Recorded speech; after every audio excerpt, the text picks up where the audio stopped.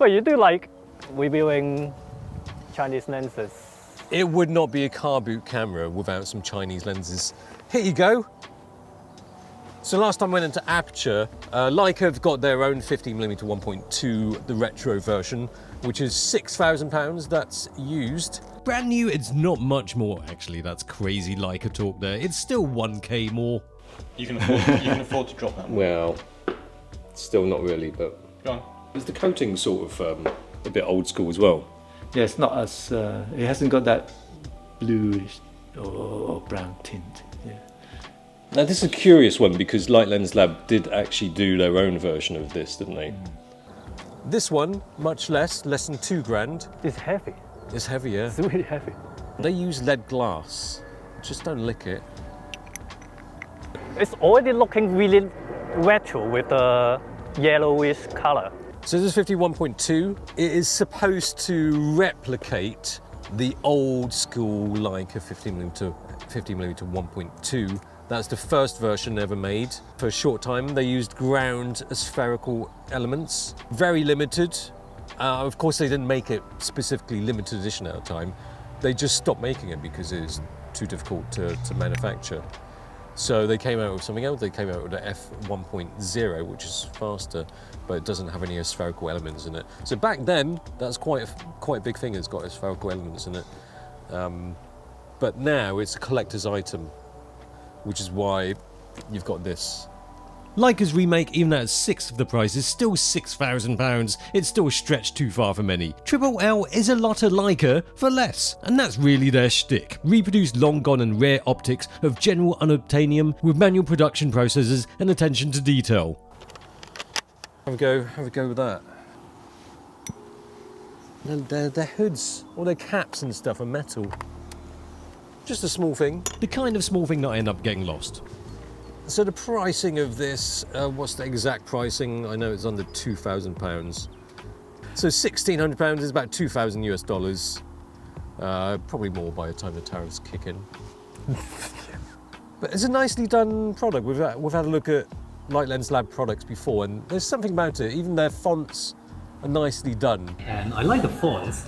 I mean, there's something about a lot of Chinese manufacturers, like they are really bad at font choice. Yeah. This is good. This is very dignified kind of font choice, almost like those stamps. The scallop focus ring, it's really nicely done.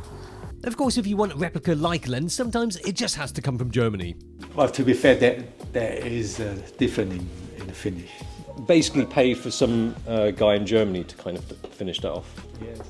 Well, let's not take anything away from Light Lens Lab. It is one of the most beautifully put together lenses around. For a lot less, it's not so far off Leica. The heft is impressive.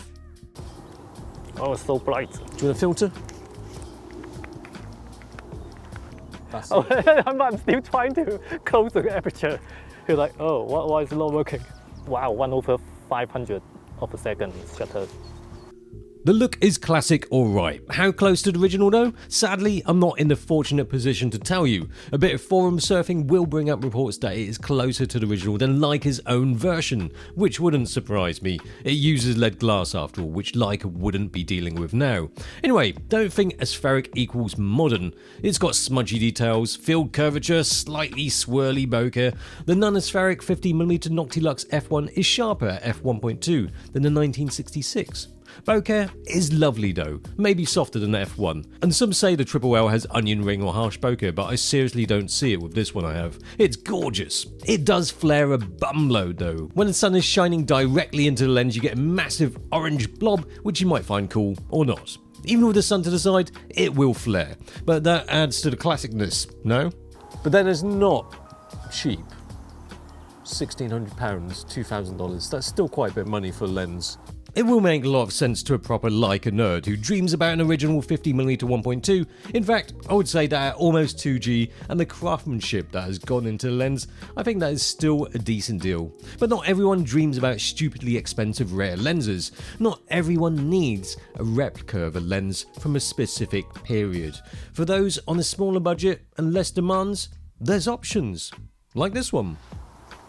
Which is why we've got the Thypoch I think it's quite reasonably priced lenses. And the quality is there.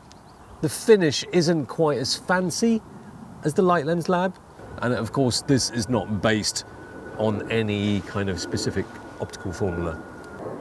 Why don't you give this one a try? Oh, This is I still have to send this back, Locke.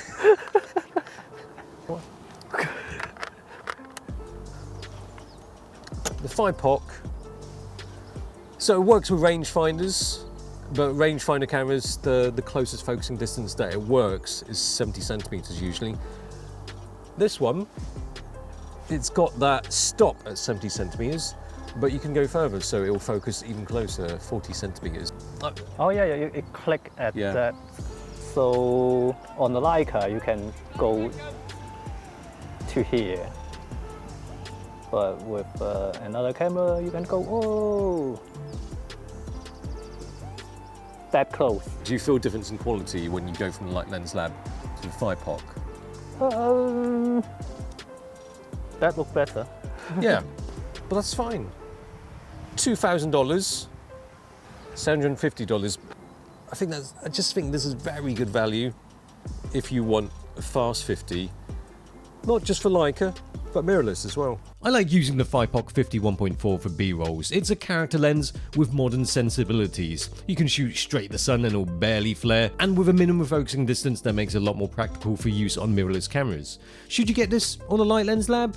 Well, get both. It's still cheaper than Leica. Just before we look at what Locke has, this video is sponsored by Squarespace. If you want to set up your own domain, online retail space or website, now is a great time because you can set one up quicker than ever using Squarespace's snazzy interface that makes putting it together quick and easy. There's a huge array of templates to choose from, and you can even ask AI to put together some parts of your website for you. You can get a domain too, and the best thing is that you can get a 14-day free trial and 10% off your first order by using this link and code in the description box down below.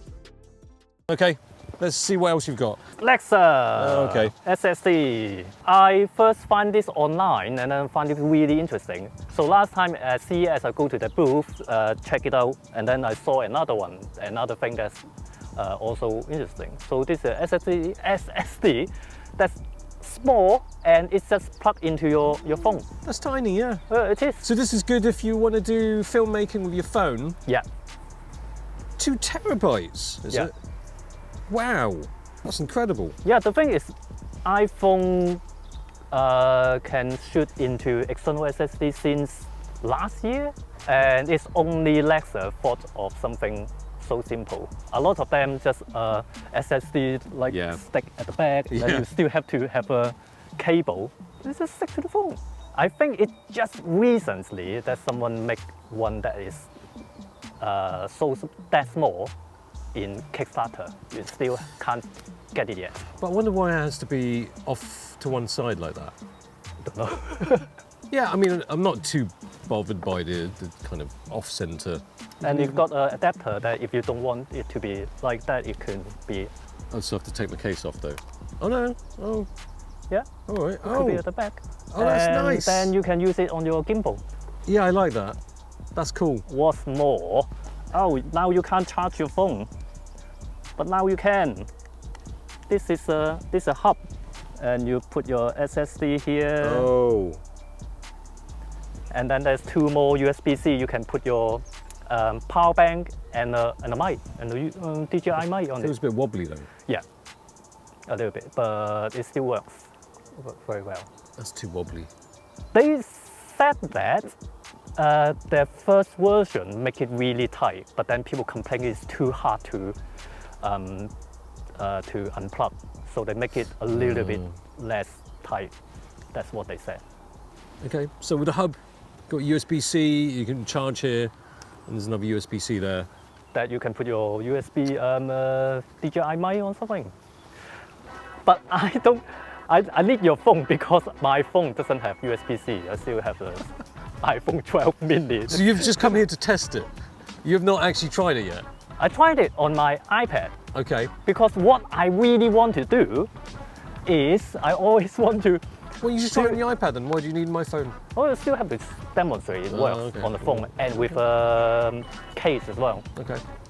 You know, I have the feeling that Lexar is the type of brand where they would do something kind of cool and, you know, slightly innovative, but then somebody else will do better. And then people forget about this. But they released this already close to a year. Nobody done anything. You've seen nothing else? Yeah. Well, once they see this video and think, ooh, yeah, I can do better. Yeah, okay, that's good. Really cool. Oh, so you want to test it on my phone then? Well, You seem adamant that you have to test it on my phone just now, and now you don't seem so keen. Okay, what do you want me to do? no, that's for another product. Not this one. Take it away. This is what you like. Oh, also this works on any camera that do external SSD. I tried it on my S5 Mark II X. You Yeah. shoot directly into this, and then put into your iPad to edit it. Yeah. Yeah. Nice. Okay. Yeah, not bad. I'm mildly annoyed because I was hoping to be critical of your stuff. Because usually you do bring absolute crap, Locke. But this time, you're doing all right. You're doing well. Thank Well you. done.